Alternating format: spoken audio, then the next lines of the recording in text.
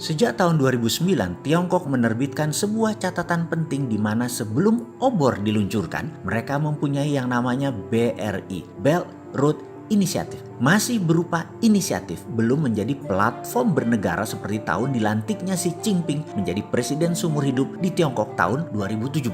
Di tahun 2009, protokol obor belum dijalankan. Protokol obor adalah menjalankan kolonialisasi 5.0 atau bahasa lainnya adalah sharp power. Belum bisa dijalankan karena ada beberapa koridor penting perdagangan belum mereka kuasai. Salah satunya Selat Malaka. Kita semua tahu setiap tahun lebih dari 100.000 mother vessel kapal kargo besar lewat Selat Malaka dan 80%-nya milik Cina. Apa yang terjadi kalau Indonesia dan Malaysia kompak? Selat Malaka digapit. Karena itu di tahun 2009 di Cina ada sebuah dilema besar sebelum menjalankan obor yang namanya BRI, Belt Road Initiative tadi, yang saat itu dikenal dengan istilah Malaka Dilema. Ya sudahlah, sejak saat itu mulai strategi ambil dua pejabat negara tersebut dalam jangka panjang di lobi politik itu sekali lagi memang panjang. Orang pejambon Kemenlu harusnya tahulah hal seperti ini. Kita Indonesia harusnya meletakkan atau punya lobbyis, para pelobi politik di luar para ambasador atau di luar para duta besar khusus untuk manuver ke dalam Kongres, di Senat, di Capitol Hill untuk Amerika, di Beijing untuk Cina, di London dan dimanapun kita mau bermanuver supaya kita menjadi global player yang sebenarnya. Inilah yang membedakan kalau si Sontoloyo yang gak penting ini ngajarin bernegara, apalagi mendapat mandat, wendeng polda, bahkan berani adu sama siapapun kandidat yang mau maju di 2024. Tapi bersyukurlah kalian yang pengen manggung di 2024. Si Bosman bukan orang politik, pilih jadi guru kaleng-kaleng aja,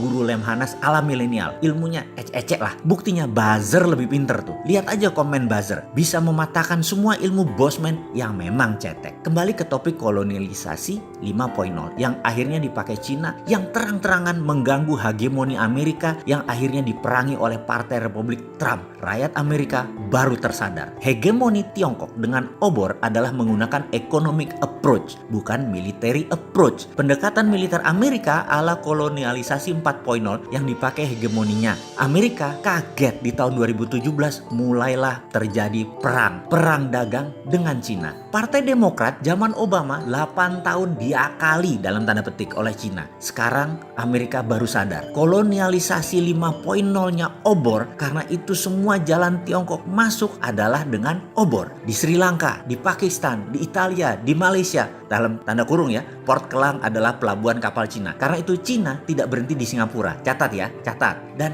itu semua dicegat oleh hegemoni Amerika. Sekali lagi, semua itu bukan urusan kita kok. Indonesia bagaimana? Saat ini memang langkahnya agak kurang paham geopolitik dunianya yang sangat dinamis ini. Indonesia masih gagap. Tersering langkahnya hanya membangun narasi politik saja. Belum langkah gebrakan aksi nyata. Dan punya posisi tawar selain ngajakin FDI, please invest in my country. Jadi ada baiknya kita ingatkan ada kekuatan lain. Kekuatan tawar Indonesia. Kok nggak dilirik pejabat itu? Dalam negeri loh ini. Oke, kita rakyat sing sabar nggih, karena memang kita bukan oligarki yang bisa jagongan di teras kantor pejabat melobi dengan diskusi-diskusi santai mereka. Ya sudah, supaya paham dengan kolonialisasi 5.0 yang diajari di Akademi Militer Baltimore, apa itu kolonialisasi 5.0 yang dipakai Tiongkok, mereka mengilustrasikan dengan apa yang dipakai Gajah Mada, mempersatukan Nusantara. Kita semua tahu menyatunya Nusantara di bawah panji gula kelapa merah putih Majapahit hampir tidak ada tumpah darah. Hanya Pajajaran yang melawan sebentar dan akhirnya terjadi kesepakatan juga. Walaupun armada perang laut Majapahit kuat, namun penyatuan Nusantara tidak pakai military approach, tapi pakai economic approach, pendekatan ekonomi. Apa yang dilakukan para duta-duta Majapahit tersebut? Mereka dalam tanda petik meminjamkan emas Majapahit yang harus dibayar dengan upeti setiap tahunnya, di mana akhirnya kerajaan yang kemudian hari dinyatakan wilayah Nusantara tersebut berada di bawah panji gula kelapa, panji bendera merah putih dipasang sebagai persetujuan kerjasama bilateral tersebut. Sejak saat itu, gula kelapa, panji merah putih berkibar di seluruh wilayah Nusantara. Mulai dari semenanjung Malaysia sampai Melanesia Timur dan Filipina di sisi utara. Di wilayah masing-masing kerajaan tadi menjadi makmur, namun ada porsi Majapahit di sana. Jadi tidak heran, di semua kerajaan Nusantara pasti punya pusako emas. Apa yang dilakukan itu dikenal dengan strategi sharp power kolonialisasi 5.0.